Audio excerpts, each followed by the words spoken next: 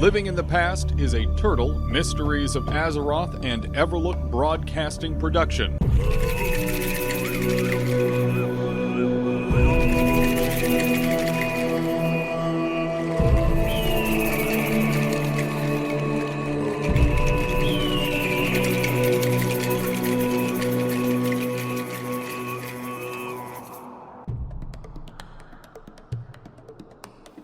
This is Living in the Past, your Everlook Broadcasting Company weekly show about all things Turtle, Mysteries of Azeroth. Today is Friday, November 3rd, 2023, and I'm Dan, your host for the next hour. With Zappos safely locked away in one of the back studios, it's time once again to live in the past, and I'm happy to have you here today. Unfortunately, I wasn't able to hire, recruit, or trick any gnomes into helping keep an eye on Zappo for me today. Whether it's a shortage of gnomes out there currently, or perhaps the skyrocketing prices of shellcoin affecting the market in some way, it seems times are getting just a bit harder here for the residents of Turtle. And speaking of shellcoin, someone explain to me why, after the last market watch we aired from Vrograg earlier in October, the price of shellcoin jumped noticeably. Don't go investing in that. It's not a good idea. You may think you do, but you don't. Where did I hear that before? Anywho, even if shellcoin was going to the moon, Azeroth has 2 moons. Which moon are we even going to? Is there a good moon and a bad to the moon? Which one should we be hoping shellcoin moons itself to? We may never answer these questions, but all I can say is, don't buy into this trap of a currency. There are no blocks to chain it to. Do not trust it. Or should you? We've got a jam-packed broadcast today. Our feature piece will be an interview I have coming up with Case from the itemization team here on Turtle, talking about the alternative tier sets and a few other tidbits. I get to ask questions, maybe 1 or 2, for all of us shadow priests out there. This interview was recorded yesterday afternoon for everyone trying to guess if it was pre-recorded or not, so unfortunately, this isn't a live Q&A, but we do reveal some vital new pieces of information and updates on the alternative tier sets, how you'll be able to get them, and how they'll function. In addition, we've got some incredible music for today's broadcast, taking us from Azeroth all the way to the Wastelands, from the New California Republic all the way to where I am in the Massachusetts Commonwealth. 4 indelible tracks that take us back to the age of Mr. New Vegas and the Fallout franchise. There's, oddly enough, a reason why we're going back to the Fallout future with our breaks today, and it's a tribute to how Everlook Broadcasting began. In mid-July of this year, a tweet was put out mentioning that Turtle was putting together a broadcast initiative. Myself, having some time on my hands at the time, reached out in contact almost immediately, and lucky enough, Torta was kind enough to have a short conversation on what was going on. Without spilling too many details, she had been directly inspired by the Fallout universe's in-game radio broadcasts and wanted to give Turtle something similar. In-universe, for the most part, apologies for the immersion breaking on my part, everyone, broadcasting and content that contributed to world building and immersion, giving the community entertainment and engagement as they went about their day. I fully admit, I wasn't in favor of the station being in-universe. It posed many challenges and restrictions, and we would need to find ways to generate content without acknowledging our digital existence a vast majority of the time. I'm breaking the fourth wall here, but for a good reason. If not for Torta pushing forward with her idea of what this station should be, we would never have had Zappo or the glorious Dwarven Metal or all these incredible ads or weather reports we all enjoy. The creativity that sprung from the efforts of all the staff across Everlook Broadcasting have come from Torta's original vision for what we should do here. and I wanted to take some time today to recognize that. Claps in World Chat for Torta, everyone. Speaking of World Chat, today's broadcast is sponsored in part by World Chat. From Fart Bomba's premium linen bags, now on sale for 99 silver each, to looking for group posts that have 4 drops hard res, giving you 2 soft reses and expect you to bring your own consumes, to some good old moo spam, when you need to destroy a few brain cells, look no further than the audacity that is World Chat. Please use responsibly. Turtle Wow is not responsible for any side effects of World Chat. Please talk to your doctor before use.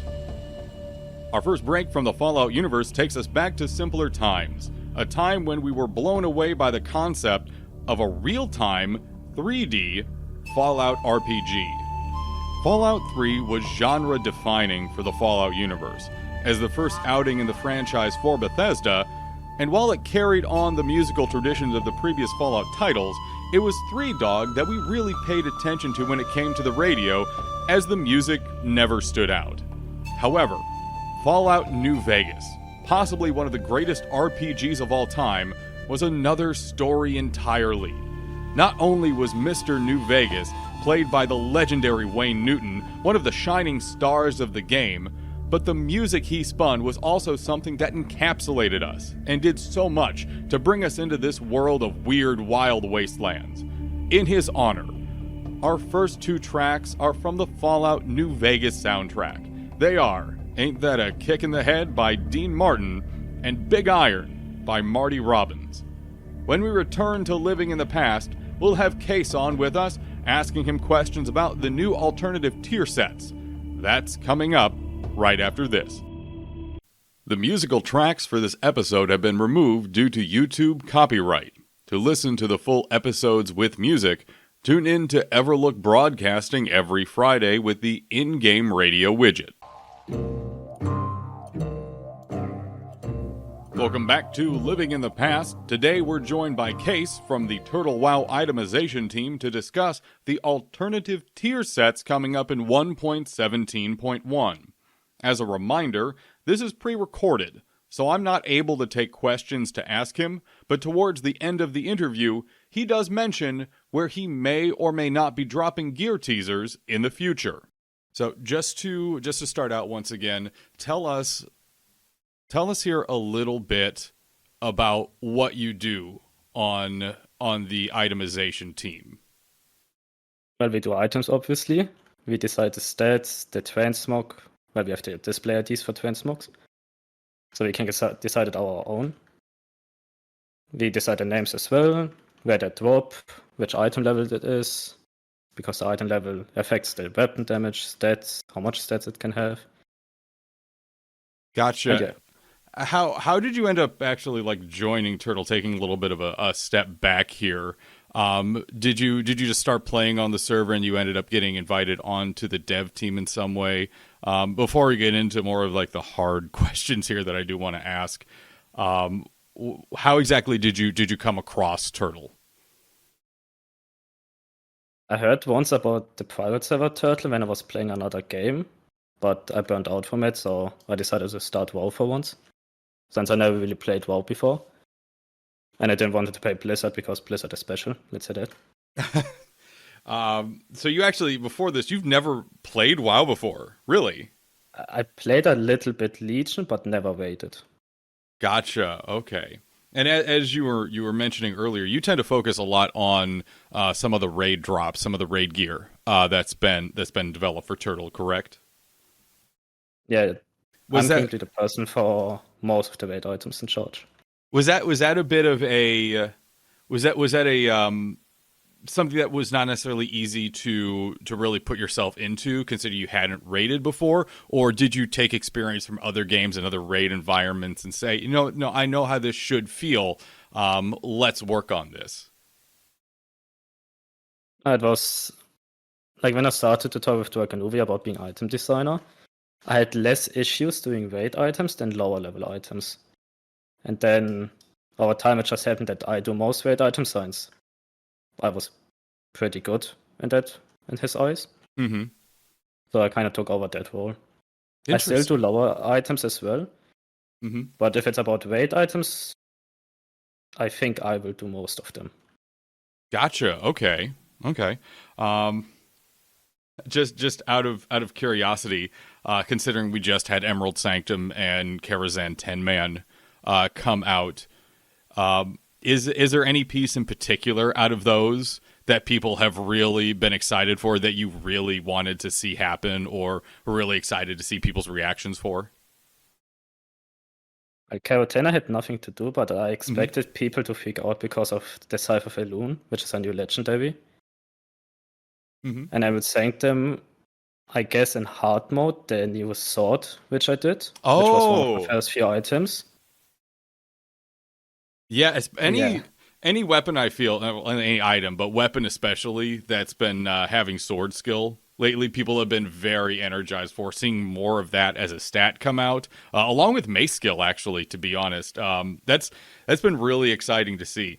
Again, before we get into the actual tier set conversation, is there any specific reason why we're seeing more weapon skill on items happening? it's just so that the off races, which are not human, orc, or goblin, have a better time doing damage. Because currently the most tryhard people still go those 3 races, and off races get punished, you can say it, till they have Kel'Thuzad swords. Is, yeah, It makes a sense. bit stupid design in my eyes. Yeah.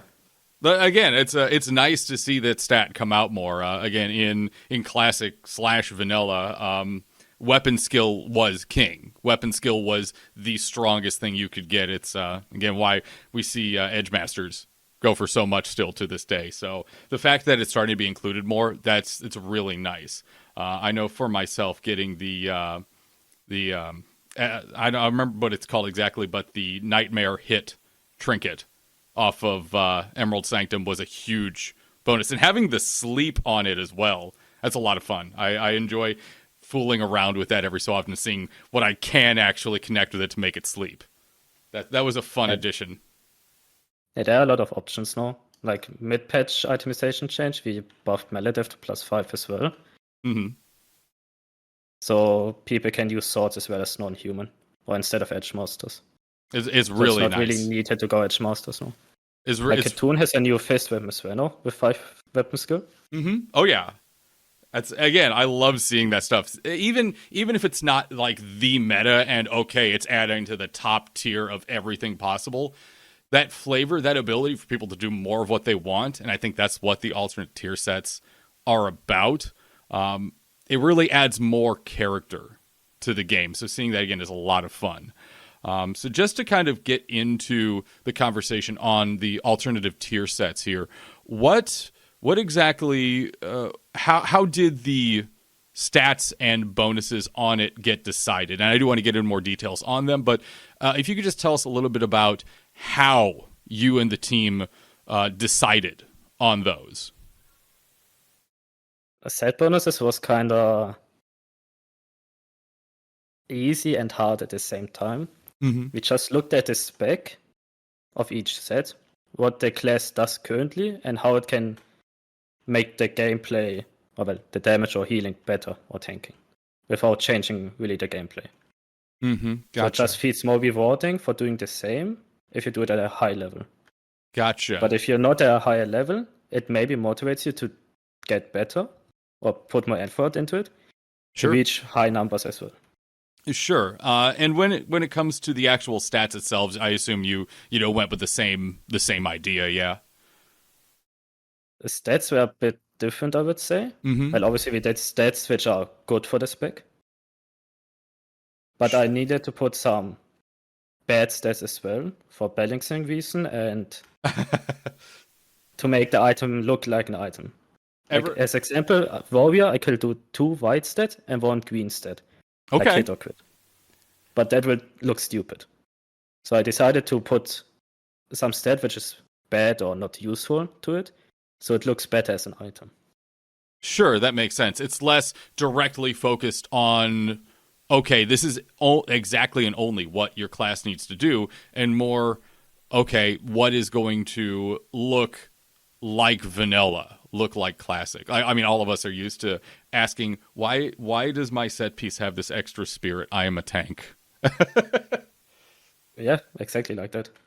Now, obviously, we know there is a certain amount of point balancing with stats, and I don't want to spend time getting into that per se. But is there a like a point balance or a certain amount of balance that has to be considered when it comes to the actual set bonuses themselves? Yes.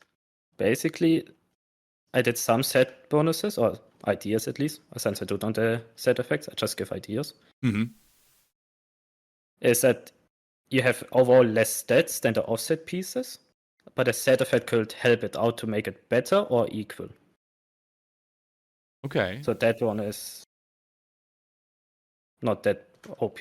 Sure, and we're trying to keep it in line with the actual tier sets themselves. You don't want, tier 1 Fury Warrior to suddenly be, 2.5 grade and suddenly everyone's like, I don't want to run AQ40 anymore.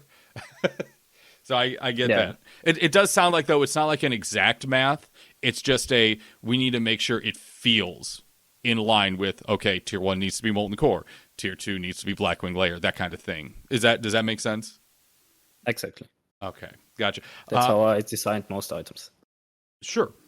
And I certainly have. I'm excited to see exactly what the new alternative tier sets are going to be for that. Now, getting into the actual sets themselves, obviously, we can't go through and talk about the stats and the set bonuses for every single one. That would have us here for probably hours.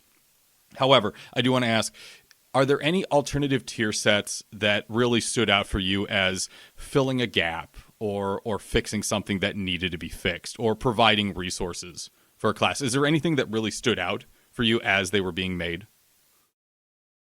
I would say when I did Fort Paladin, Mm-hmm.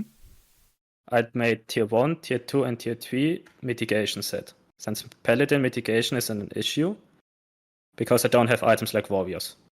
Sure, absolutely. Now, the other issues of Paladin are class issues, which I can sadly not fix myself.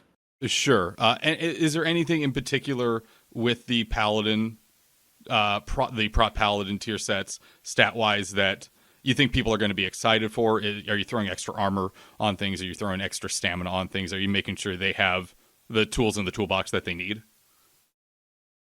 It has pretty high stamina, because it's a mitigation set mostly, besides 2.5. Interesting. And I didn't put extra armor on it, but they have like a higher block chance, that the block blocks more damage. So it's a bit different to warriors though. So we're definitely going to see a lot more utility come in for Prot Paladins in this case, yeah? Yes. Interesting, very interesting. I do have to ask, because I raid as a Shadow Priest. I'm super excited for what the Shadow alternative tiers have available. How especially is the tier 2 looking for Shadow Priests? Some pieces are good, because the previous pieces are like pre-abyss or molten core level, like bad molten core level. Yeah. So I made better pieces. Set effects, I can say nothing, because Shadow Priest was the moment where I gave up on set effects, because I had no idea how to improve the PvE without breaking PvP. Yeah, that's going to be a difficult balance. And again, I'm excited to see how it's handled. I know for right now, I don't wear any tier pieces at all. There's just no reason for me to, when there's so many non-tier pieces that kind of do okay enough. So being able to actually wear some tier and get some set bonuses going on is something I'm really stoked for.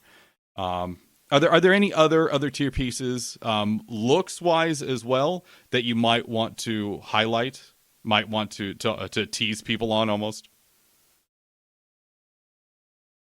I could tease some Arcane Mage items. Okay, yes, absolutely.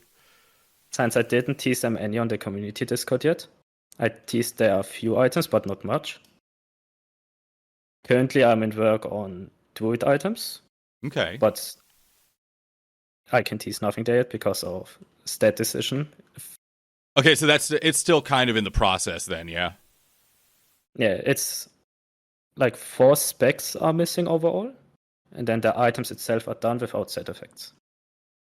Nice. Okay, so the process is mostly there then. Yes. I'm Very working good. on it since 2 months, I would say. Oh, wow. Okay, so this is a process that started quite a bit ago. Yes, it was just not known to the public, Sure. and we didn't want to tell it the public at that point. It's Which is, always fun when developers kind of hold things close to the chest and then surprise. That's always really nice. So, good to know everyone that the dev team always has stuff in the works. That's really good.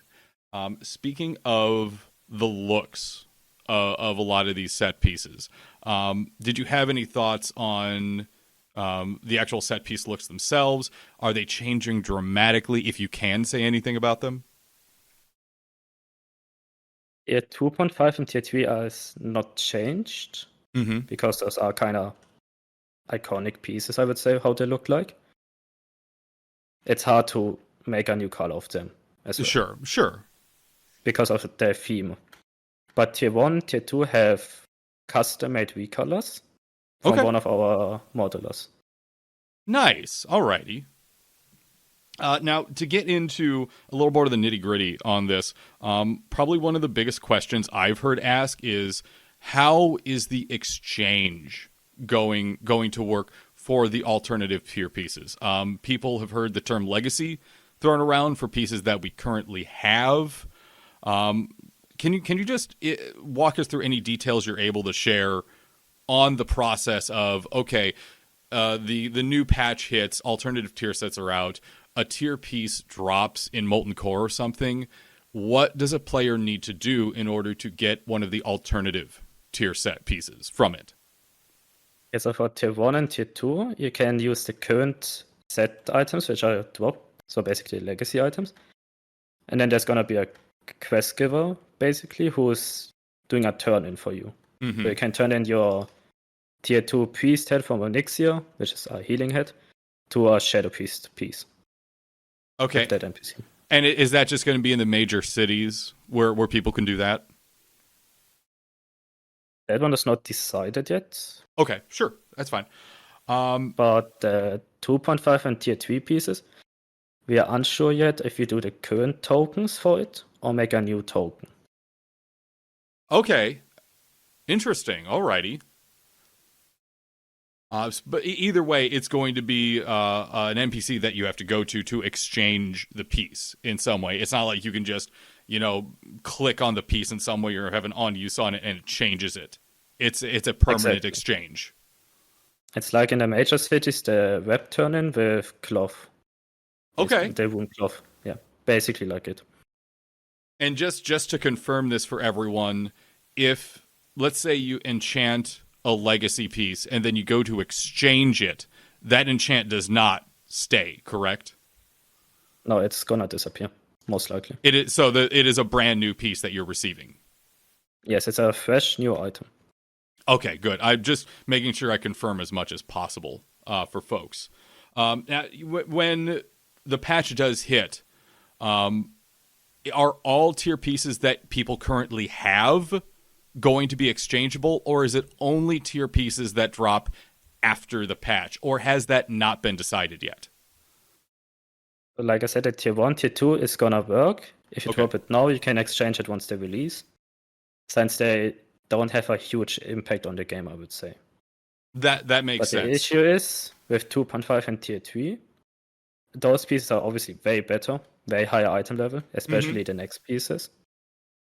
Mm-hmm. So holding them already could first destroy the auction house, because it's probably gonna have the same cost like the current pieces to transfer a token into an item. And the materials for that are expensive. They are a lot, yeah. Especially some of those blue idol drops out of AQ20 and AQ40. They can get pricey. Yeah, those are expensive as well. So if we release it like that, how we do Tier 1, Tier 2, the auction house could be empty, and a lot of people would already run with that set. That makes sense. So people can start stockpiling the tier 1 and 2 pieces now to exchange, but for tier 2.5 and tier 3, that's not going to be possible for them. Just to confirm. It's unsure at the moment. Gotcha. Okay. I guess leaning into the next subject and on the subject of maybe hiccups or issues that have come up with it. Do you feel like these set pieces are going to cause any problems, or there might be any balance issues that have happened with them so far? Anything that you can highlight? The issue what I could see is that people want less Molten Core BWL just because they can go to the higher weight, get a tier piece which is equal to those weights, the good pieces from it, or just straight up better. So some guilds could struggle to have new people to get into the guild and weight the lower tier content, so they get the gear for the higher content. Really? Okay. That could be an issue, I think. I mean, just my personal gauge from this conversation so far. I'm actually excited that more people might be interested in running those lower tiers, even just to get the alternative looks, but also not just stockpiling the alternative tier sets, but increasing that overall demand for the tiers because there's going to be more overall utility. Again, that's just my view of it. Of hey, I want to do more raids to get more gear, more transmogs more than anything else. But I'm hopeful that this is actually going to increase demand of that. What about with balancing the tier sets so far? Have there been any issues or complications with that, or that you might foresee with these? I already did some rebalance on a few sets because I noticed either just no piece is good or too many pieces are too good. Gotcha. That makes a lot of sense. Okay, and I'm glad that you're kind of keeping an eye out for that. Are there any pieces that you can share with us that you did need to do a rebalance on? I would say half of the Red Paladin set I rebalanced because it was just too bad. If you have the best pieces currently available, only one piece will get replaced. And my goal is kind of like to have 3 or 4 items of the set pieces to replace the current best item. So you suddenly had Ret Paladins with their gear doing way too well, or was it not doing nearly too bad? Gotcha. Yeah. Okay, so we need to give Paladins a little more love there. I'm sure people will be either very excited about that or wondering why Turtle loves Paladins so much as they continue to ask. I know as well I need to buff Shadow Priest a bit still. I'm all for that. Yes, please give us more. I know Warrior was a bit too strong actually when I did it. That's fair. And just to pick your brain on this in particular, do you have to tamp down on Fury Warriors specifically when designing new gear because of how effectively Fury scales? Like it's been discussed many times that Fury kind of scales the best out of any class. So have you had to have a concerted effort on making sure Fury doesn't get too much appreciation? I think Fury doesn't get that much. They still get a damage gain. Okay. No discussion on that. But with set effects, with a few ideas I had, two-handed Warrior could get even more love than Fury in that patch. I hope so, actually. Obviously, Fury does incredibly well. It's easy to do as well. Two-handed, you have to obviously play around with slam quite a bit, which can get a little annoying. So two-handed getting a little more appreciation, I think, would be really nice. It's more slam focused, my idea, instead of hamstring.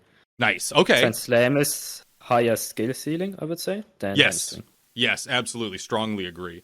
Also, when it comes to Shadow Priest, again, personal question here. Is there going to be a point in time where Shadow Priest can make better use of haste at any point? I'm not sure about it, since it needs to do some coding. Yeah. And I have nothing to do with coding. Fair enough. But I have some ideas where Spell Crit could be useful on Shadow Priest. I would love to see that because again, not being able to utilize crit or haste in any way, and then only needing so much spell hit, you really don't need a ton. Means either I scale via spell power or I scale via lower resist on target, which lowers my options dramatically. So having a little more to play with there in the toolbox would be a lot of fun. That's not about this conversation though. How do you feel overall the response is going to be to the alternative tier sets? The patch hits, people start getting to see what they have to offer, what the new tools in the toolbox are. How do you feel people are going to react? I can already see how some people are gonna complain that they need new items because the new tier sets are better in some slots. Or that some pieces are just too bad that they're not worth to use and it was just wasted time.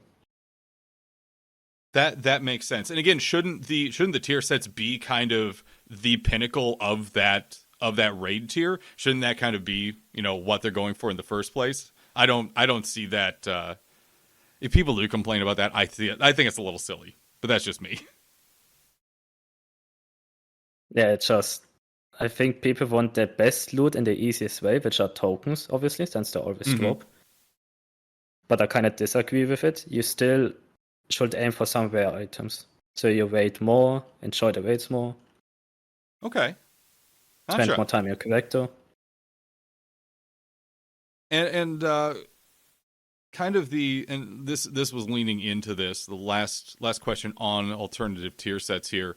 How do you feel this is going to affect the overall game balance? You were saying that specifically with Shadow Priest, you really needed to tamp down on some things because PvP was just going to be out of whack. How do you feel with this new itemization? Balance is going to be affected. What's going to be the overall effect of that? Some classes are gonna be better in PvE, obviously. So they're not that much hated and get told to reroll Warrior. PvP, I would say some classes will be stronger than other classes after patch. So there is going to be... I'm sorry, go ahead, please. Yeah, there's just no way to proper balance PvE and PvP with next items. I know we saw this a little bit when Vanilla and TBC and Wrath happened. Blizzard tried a stat called Resilience. We see a little bit of that in Reduced Chance to be Crit, but Resilience was much more muddied and complicated than that. Will you all be including more PvP-focused stats in raid gear? Or is that going to stick mostly to crafted or PvP drops? I would say to offset pieces, we can do it a bit more PvP focused. But the tier sets, I would personally prefer it to stick to PvE mostly. Obviously, It's getting used in PvP as well because the stats are just good. Gotcha. There's just no way to not do it like that. That makes total sense. Well, as we're kind of wrapping up here, is there anything else you want to add about the alternative tier sets? Anything else you want to let people know about, whether you're previewing something or teasing something? Is there anything you'd like to add? I would say look out for the class channels on the community Discord, since I teased there a few all set pieces, which I do for that class.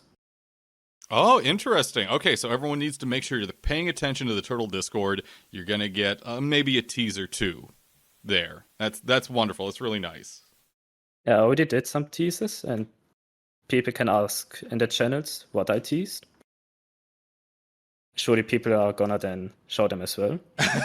But in future, I'm gonna tease some more items as well. Oh, that's of fun. Different tiers. Awesome. Case, thank you so much for joining us. Is there any platform you want to shout out for yourself? Anywhere people might be able to find you, if you want people to find you? No, I don't really want people to find me That's besides Discord, fair. so it's fine. All right, keep it to Discord, everyone. Keep it to Discord. Case, thank you so much. No problem. Thank you again to Case for joining me here today. His time is valuable, and the fact he was willing to sit down and talk with us for a bit on these exciting updates coming up really means a ton. For our second Fallout-inspired break of the afternoon, we dip into a bit more recent Fallout history. Fallout 4, while not as well received as New Vegas, was still a major addition to the franchise, and something that hit near and dear to me as I'm a resident of Boston. For the longest time after its release, my buddy Rob and I streamed nothing but Fallout 4, including all sorts of the ridiculous mods and add-ons that you could find, something that eventually led me to the Sim Settlements community and the amazing work they did there. While I wasn't as invested in the in-game radio as I was for New Vegas, Fallout 4 had a ton of absolutely stellar tracks, the featured of which is The Wanderer by Dion, which we'll open up this break with. Our second track is from possibly one of the least liked Fallout games to ever exist, and while Fallout 76 itself may have been a bit of a disaster, and still is to this day, trust me on this one, the promotional track they used in the marketing for the title was one I actually ended up enjoying. I'm speaking about the cover of the hit John Denver title, Country Roads, performed by the New York a cappella and doo-wop group Spank Live, which they lovingly recreated. That'll finish up our second break of the evening. Closing thoughts and thank yous coming up right after this.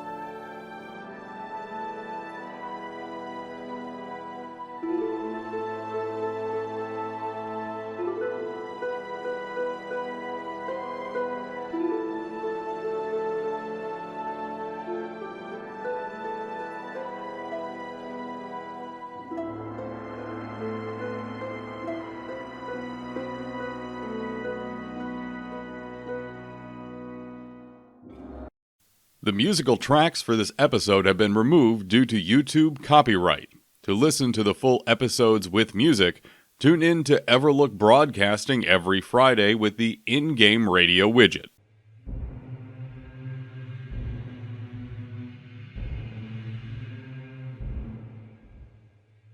There's something about even the later Fallout soundtracks that continue to speak to me. I have a whole Pandora station. Do people still use Pandora, or is it just me? Anywho, I have a whole station dedicated to mixing the best of the Fallout soundtracks together for whenever I'm craving that kind of vibe. As an update to my interview from yesterday with Case, he sent over a few extra screenshots he said I could take a moment to talk about. They're the Tier 1 boots for Shadow Priests, the new Tier 2.5 Warrior DPS headpiece, and the Tier 3 Arcane Mage chest. Yes, Arcane Mage chest. Not only do they have an array of stats on them, as Case mentioned, but I noticed that every one of these pieces has hit chance on it now. The Shadow Sandals of Prophecy have 1%, and the other two both have 2% hit. I really love to see this, as for many classes, you really need to scrounge and save for every piece of hit chance you can get a hold of, especially into Tier 2. I know our regular mage we have in Pugonomics just celebrated getting her 16% hit locked in, which is huge for pretty much anyone. So I'm curious about what other consistencies and patterns we end up seeing, as well as what the actual set bonuses for these are going to be. Make sure you all pay attention to the official Turtle WoW Discord in the future, specifically the class channels, in case did mention that future hints may be dropping there on other pieces of gear before we get the 1.17.1 patch. In the same vein as future updates, I was skimming the Turtle WoW Twitter this week, seeing what some of the things that they have been promoting and teasing are. And have you all seen the new customization options that are going to be available coming up here? Nearly every race is getting new cosmetic options, in addition to the plethora of new armor skins that are on the way for this patch as well. I'm fully expecting a lot of new looks and transmogs to hit as soon as the new patch goes live. Stormwind is going to be a whole new thing just being able to walk through it. I'm excited for that. Speaking of going live, did everyone catch Zappo on the latest Durotar Labor Union promotional announcement? He's looking mighty fine on television now, as well as the radio. Make sure you head over to the announcements channel in the official Turtle Wow Discord or the Turtle Wow YouTube page to check that out. An incredible job well done to Zappo and the team behind that production. Finally, a curiosity before we close up shop. Again, as I was perusing the Turtle Twitter, I noticed a sneak peek for something called Ice Point Rock. I may be a bit out of the loop, but I'm actually not sure what Ice Point Rock is going to be. It looked a bit small for some kind of PvP encounter, and it mentioned penguins all about, and we wouldn't want them caught in any violent exchange between Horde and Alliance. So what is it exactly? Give me your best guesses in World Chat. I'm curious what you all think. Lastly, there from previously, hopefully everyone has seen the preview coming up, or the preview of what's coming up for the new High Elf starting zone. The Twitter has a few larger pictures on it than what we have in the forum post for it. I would encourage everyone to go and take a look at how expansive the new High Elf starting zone is going to be. The post on Twitter really kind of puts it into perspective of how much more land is going to be used up on the northern part of the Eastern Kingdoms for this. It's getting a lot bigger. And I do mean a lot bigger. So please go check that out.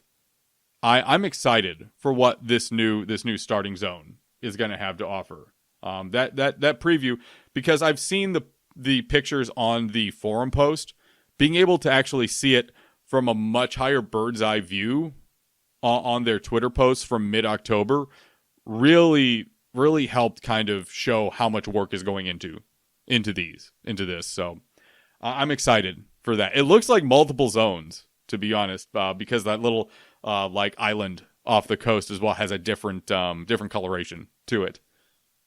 I'm very excited for that. Anywho, thank you for taking the time to join me today. Our nostalgia continues, even though today's broadcast is at an end. I hope you enjoyed the show here today. A huge thank you to the Turtle developers, moderators, staff, and volunteers. Without the entire team's hard work and dedication, we wouldn't have this station or server group. An additional thank you to the audio engineers and creators here for the use of their soundtracks they've created, which we use for segment transitions and intro audio. If you'd like to find out more about what I do, I invite you to check out my YouTube channel at youtube.com/TheDanNation and my series, Ancient Lore, a recapture of the spirit of my original podcast, The Ancient of Lore. Until next Friday, let's keep living in the past.